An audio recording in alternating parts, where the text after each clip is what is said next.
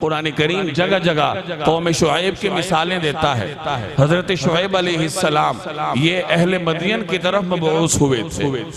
حجاز کی جو آخری حدود ہیں شام کی طرف، اس علاقے میں، اس خطے میں یہ جگہ واقع تھی۔ تو بہرحال یہ قوم ایک ایسی جگہ آباد تھی جو تجارتی شاہراہ تھی۔ یہاں سے عرب سے لوگ شام جاتے تھے، شام والے عرب جاتے تھے۔ ایک بڑی تجارتی شاہراہ پر یہ لوگ آباد تھے اور خوشحال تھے۔ تاجر پیشہ قوم تھی، امیر تھی، دولت کی فراوانی تھی۔ یہ ناپ تول میں کمی کرتے تھے۔ جب کسی کو کچھ دیتے تھے تو کم کر کے دیتے تھے، اور اگر لینا ہوتا تو کوشش کرتے تھے کہ زیادہ لیں۔ اس طریقے سے ناپ تول میں ڈنڈی مارتے تھے۔ اور ایک اور جو بڑی بیماری ان میں تھی وہ غنڈہ ٹیکس کی تھی کہ یہ راستوں پر رکاوٹیں بناتے تھے اور اپنے اختیار کو استعمال کر کے لوگوں سے جبرن ٹیکس لیتے تھے، جسے غنڈہ ٹیکس کہہ لیجئے یا کچھ بھی کہہ لیجئے۔ تو یہ ان کی ایک اور بڑی بیماری تھی۔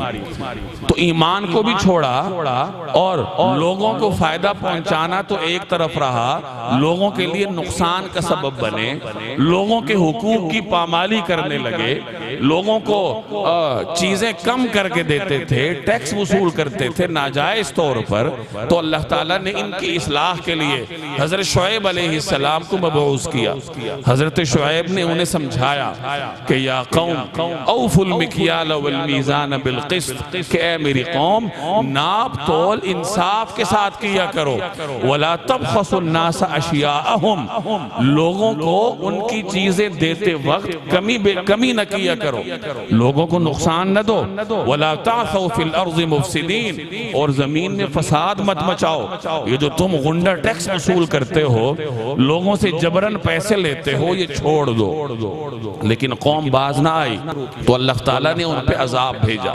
قرآن کریم میں جگہ جگہ قوم شعیب کے عذاب کو مختلف طریقوں سے بیان کیا گیا۔ ایک جگہ اللہ ارشاد فرماتا ہے کہ فَأَخَذَتْهُمُ الرَّجْفَةُ، کہ انہیں ایک زلزلے نے آ لیا، چنانچہ وہ اپنے گھروں میں اوندھے منہ پڑے رہے۔ ایک اور جگہ اللہ ارشاد فرماتا ہے وَأَخَذَتِ الَّذِينَ ظَلَمُوا الصَّيْحَةُ، کہ انہوں نے جو ظلم کیا تھا تو ظالموں کو ایک چنگھاڑ نے پکڑ لیا۔ اور ایک تیسری جگہ اللہ ان کے بارے میں ارشاد فرماتا ہے فَأَخَذَهُمْ عَذَابُ يَوْمِ الظُّلَّةِ، ان کو ایک بادل والے دن عذاب نے آ کے پکڑا۔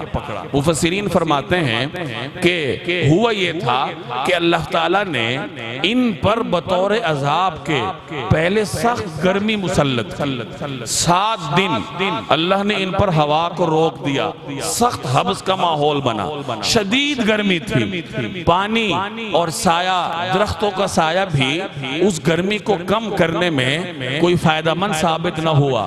تو یہ لوگ بدحواس ہو کر اپنے گھروں سے نکلے، جنگل کی طرف، صحرا کی طرف نکل گئے، گھر چھوڑ دیے انہوں نے، اتنے بدحواس ہوئے۔ اور جب باہر نکلے تو انہیں ایک بادل نظر آیا، اللہ نے ایک جگہ بادل بھیجا، تو یہ خوش ہو کر اس بادل کے نیچے چلے گئے کہ یہاں ہمیں سایہ ملے گا، بادل سے ٹھنڈی ہوا بھی مل جائے گی، شاید بارش بھی برسے۔ تو جب یہ سارے کے سارے اس بادل کے نیچے جمع ہو گئے تو اللہ تعالیٰ نے اس بادل سے آگ برسانی شروع کی، اور زمین پر زلزلہ آیا، اور فرشتے نے ایک چنگھاڑ ایسی ماری، ایک چیخ ایسی ماری جس سے ان کے کلیجے پھٹ گئے۔ تو اسی عذاب کو اللہ تعالیٰ نے کہیں چنگھاڑ کے عذاب سے تعبیر کیا، کہیں زلزلے کے عذاب سے تعبیر کیا، اور کہیں بادل والے دن کے عذاب سے تعبیر کیا۔ یہ جو شدید عذاب ان پر آیا، اس کی بنیادی وجہ کیا تھی؟ شرک کرنا اور ناپ تول میں کمی کرنا، یعنی اللہ کے دونوں حقوق کو پامال کرنا جو اللہ نے عائد کیے ہیں، حقوق اللہ میں بھی کمی، اللہ کی اطاعت نہ کرنا، اور مخلوق کو بجائے فائدہ پہنچانے کے نقصان دینا، ناپ تول میں کمی کرنا۔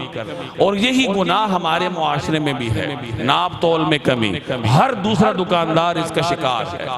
کوشش ہر آدمی کرے گا کہ میں زیادہ فائدے کے لیے ڈنڈی مار لوں. تو میرے بھائی قرآن کریم مثالوں سے بھرا پڑا ہے.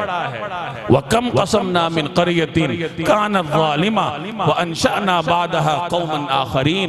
اللہ فرماتا ہے کہ تم سے پہلے کتنی ایسی بستیوں کو میں نے ہلاک کیا جو ظالم تھی، اور ان کی جگہ میں نے اور قومیں پیدا کر